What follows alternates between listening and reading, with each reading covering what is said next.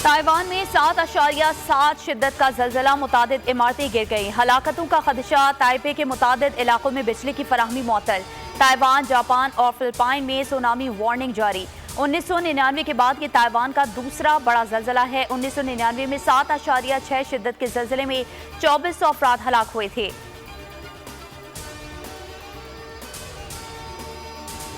Islamabad high court के 8 जजेस को मशकूक खतूत मौसूल, पाउडर और धमकाने वाला निशान भी पाया गया।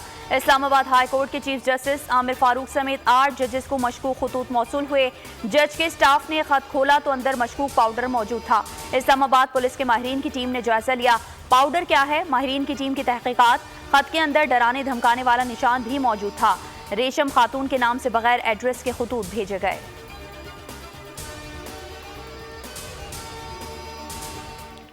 इस्लामाबाद हाई कोर्ट के 8 जजेस को धमकी आमेज खतूत मिलने का मुकदमा थाना CTD में दर्ज। मतन के मुताबिक chief justice Islamabad high court समेत दीगर जज साहिबान के नाम लेटर्स तकसीम कराए। लिफाफे खोले गए जिनमें सफ़ेद पाउडर की आमेजिश पाई गई। खतूत में पाउडर था। खतूत के मतन में एंथ्रिक्स लिखा था। खतूत खोलने के बाद आंखों में जलन शुरू हो गई। मुतासरा एहलकार ने फौरी सैनिटाइजर इस्तेमाल किया, मुंह हाथ धोया। खत भेजने वाले का नाम रेशम दर्ज है, पता नहीं लिखा गया।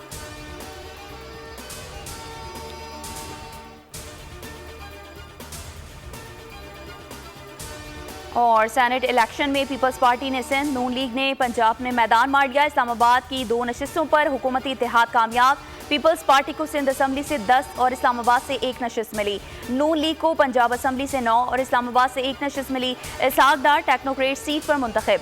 आज़ाद उम्मीदवार फैसल वावडा MQM और पीपल्स पार्टी के वोटों से मुंतखब हो गए।